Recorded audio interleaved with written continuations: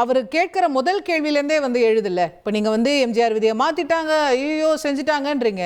ஆனா இன்னைக்கு அதிமுக பொதுச் செயலாளராக இருப்பவர் அடிப்படை உறுப்பினராக தேர்ந்தெடுக்கப்பட்டவர் தானேன்னு கேட்குறாங்க. என்ன உங்களுக்கு இதுல பிரச்சனை? அவர் அண்ணன் போஸ்டா தேர்ந்தெடுக்கப்பட்டிருக்காரு. இதுல நீங்க இன்னும் என்ன வந்து விதி மாற்றம்னு இன்னும் சொல்லிட்டு இருக்கீங்க? தரணியெங்கும் தமிழ் பரப்பும் தந்தை தொலைக்காட்சிக்கு வணக்கம். அசோகவர்சினி அவர்களுக்கும் சக விருந்தினருக்கும் வணக்கம். வணக்கம் சார். என்ன விதிய மாத்தல? அதிமுகங்கிற கட்சிய அபகரிப்பின் மூலம் அபகரிப்பு திமுகன்னு மாத்தியாச்சு. எம்ஜிஆர் வகுத்து கொடுத்த இப்ப அதிமுகவா இருக்கு. அண்ணா திராவிட முன்னேற்ற கழகம்ங்கிறது தொண்டர்களுக்காக, ஏழை எளியோர்களுக்காக, தமிழக மக்களின் நலன்களை காப்பதற்காக, தமிழ்நாட்டின் வளர்ச்சிக்காக இருந்துச்சு. இன்னைக்கு அப்படியா இருக்கு? எடப்பாடி வளர்ச்சிக்காக, எடப்பாடி நலன்களுக்காக, எடப்பாடியை காப்பாற்றுவதற்காக. இதுவா அதிமுக? இதற்கு பேரா அண்ணா திராவிட முன்னேற்ற கழகம்? கேள்விக்கு வாங்க. இன்னைக்கு அதிமுக பொதுச் செயலாளர் அடிப்படை உறுப்பினர்களால் தானே தேர்ந்தெடுக்கப்பட்டிருக்காரு. போலி பொதுச் செயலாளராக சார், அது உங்க விமர்சனம் சார். நீங்க சட்டத்தை பாருங்க, விதியை பாருங்க சார். அம்மா ராசாத்தி, அது விமர்சனமா? இன்னைக்கு வரைக்கும் என்ன சொல்லுது தேர்தல்? ஜூலை மாதம் 2022 மாற்றப்பட்ட அதிமுக சட்ட விதிகளை பாருங்க. அடிப்படை உறுப்பினர்களால் தான் பொதுச் செயலாளர் தேர்வு செய்யப்படுகிறார். என்ன சொல்லிருக்கு? டெம்பரவரியாக நீதிமன்றத்தால் இன்னொரு தீர்ப்பு வர்ற வரைக்கும் சப்ஸ்டிட்யூட் போஸ்டாக, இன்சார்ஜ் போஸ்டாக இந்த பொதுச் செயலாளர் இல்ல சார். இல்ல சார், அது இல்ல. நான் வந்து அதிமுக கான்ஸ்டிடியூஷன் பத்தி பேசுறேன், அதிமுக சட்ட விதிகள் பத்தி பேசுறேன். விதி 22 கீழே பழைய விதி எப்படி எம்ஜிஆர் வச்சிருந்தாரோ அந்த மாதிரி பொதுச் செயலாளர் அடிப்படை உறுப்பினர்களால் தேர்ந்தெடுக்கப்படுவாங்கன்னு திருப்பி இடையில 2 முறை மாற்றப்பட்டது. 17 ஒரு முறை, 21 ஒரு முறையெல்லாம் 2-3 முறை திருத்தினீங்க மாத்தி. இப்ப ஃபைனலா இருக்கிற வடிவம் என்னன்னு கேட்கிறேன் நான். பொதுச் செயலாளர் அடிப்படை உறுப்பினரால் தேர்ந்தெடுக்கப்படுறதா இப்ப இருக்கு. என்ன அதுல பிரச்சனை?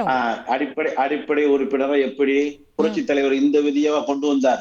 இந்த விதியவா யாருமே மாற்றக்கூடாது, மாற்றவும் முடியாது. பொதுக்குழு செயற்குழு கூட அந்த அதிகாரம் இல்ல. ஏன் அதிமுகவினுடைய தலைமையே நினைத்தால் கூட தொண்டர்களுக்கு கொடுக்கப்பட்ட உரிமையை பறிக்க கூடாது, மாற்றக்கூடாதுன்னு எதற்கு சொன்னாரு? அதற்கு ஒரு சிறப்பு விதியை உருவாக்கி ஏன் இதை சுட்டி காட்டினாரு? ஆளுமை மிக்க புரட்சி தலைவராது பொதுச் செயலாளர் இருந்திருக்கிறார், முதல்வரை சேர்ந்திருக்கிறார். புரட்சி தலைவர் இருக்கும் போதே 4 பேர் பொதுச் செயலாளர் வந்துட்டாங்க. ஆமா, ஐயா ராகவனம் வந்துட்டாரு,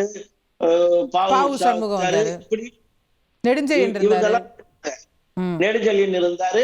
ஏன் சொல்ல போனா புரட்சி தலைவரை கட்சியை விட்டு திமுக விட்டு நீக்கினதே நெடுஞ்செழியன் தான்.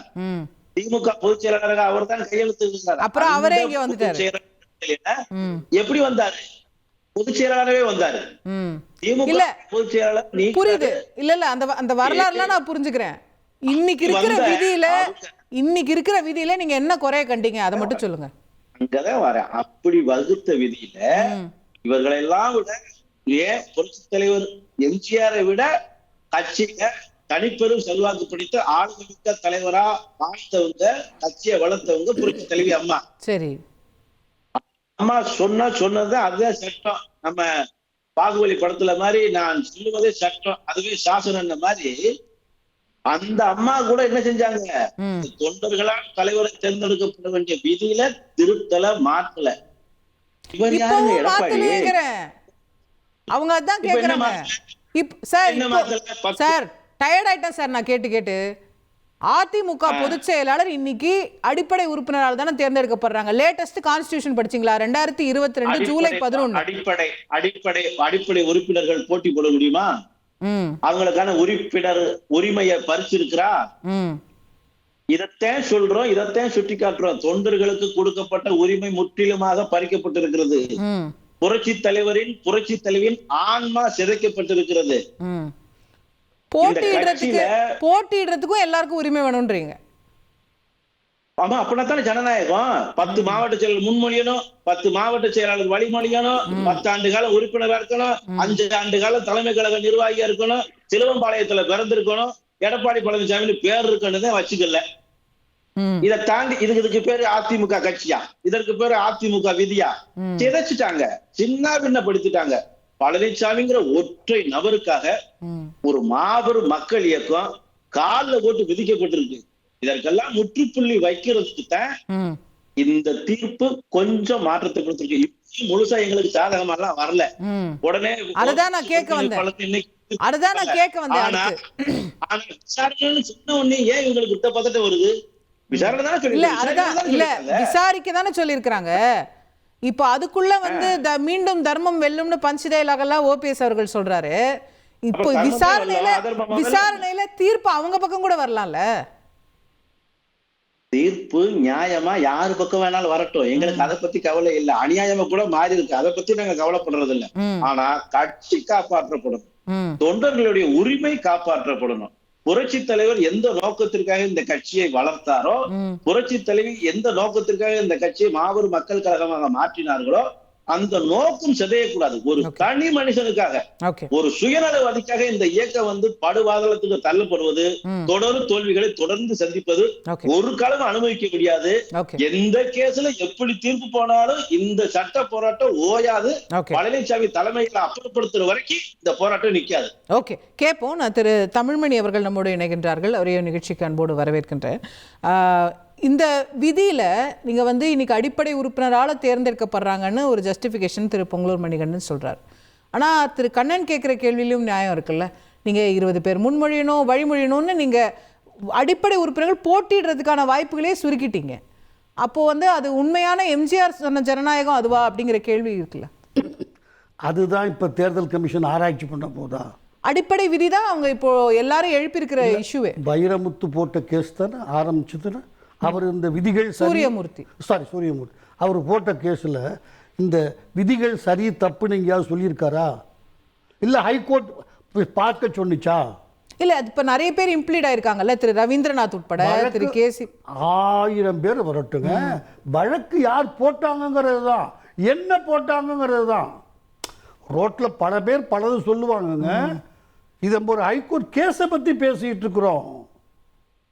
இது கதா காலட்சேபமோ கச்சேரி அந்த வழக்கு சூரியமூர்த்தியோ வைரமூர்த்தியோ ஒருத்தர் போட்டார். அவர் அதிமுகவில் இல்லை, வேற கட்சியில் நின்று அதிமுகவை எழுத்து நின்று தோற்று போனவர் எல்லாருக்கும் தெரியும். சரி, அவர் ஏதாவது இந்த விதிகள் செல்லாது, இல்லை இவர் தேர்ந்தெடுக்கப்பட்டது செல்லாது அப்படின்னு மனு கொடுத்துருக்கிறாரா? இல்ல, நம்ம முதல் கேஸ் யார் போட்டாங்கன்றதை மட்டும் தான் பார்க்கணுமான்ற கேள்வி வருது. ஏன்னா ரெட்டலை கேஸ்லயே எடப்பாடி பழனிசாமி இம்ப்ளீட் பண்ணி தான் உள்ள போனார், இன்டர்வீனிங் பெட்டிஷனரா தான் போனார். அது அந்த கேஸ் ஓபிஎஸ்க்கும் சசிகலாக்கும் உள்ள கேஸ் வந்திருக்கு. அதுக்கும் ஒரு வேல்யூ இருக்கு இல்லையா? அதுக்கும் ஒரு வேல்யூ இருக்குன்னு நீங்க சொன்னீங்கன்னா, எலெக்ஷன் கமிஷன் உத்தரவு போட்டுச்சுல்ல, தமிழ் மகன் உசேன் கூட்டி நிரூபிச்சுட்டாரு. அதனால அவர்கிட்ட கொடுக்கிறோம். இன்னொரு கோர்ட் தீர்ப்பு வருகிற வரை அதுக்கு வேல்யூ இல்லையா? இல்ல இல்ல, எனக்கு புரியாம தான் கேட்கிறேன். உண்டு. அப்ப அவ்வளவுதான் மேடம், அந்த வார்த்தை கிடையாது அதுல. அதுக்கு வேல்யூ உண்டு. நீங்க ஒத்துக்கிறீங்களா?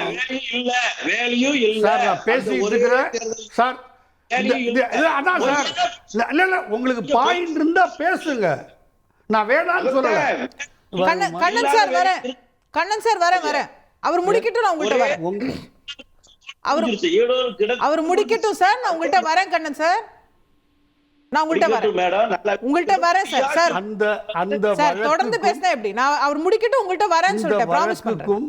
விதிகளுக்கும் எந்த சம்பந்தமும், விதி செல்லுமாங்கிறது கூட இந்த வழக்கில் கிடையாது.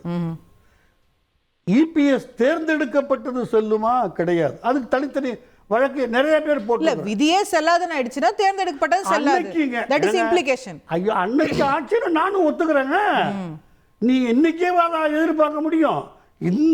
இந்த வழக்கிலையோ எலெக்ஷன் கமிஷனுக்கோ விதியை விசாரிக்கக்கூடிய செல்லுமா என்று சொல்லக்கூடிய அதிகாரம் ஒரு எல்கேஜி ஸ்டூடெண்ட்டுக்கு சட்டம் தெரிஞ்சா கூட கிடையாது.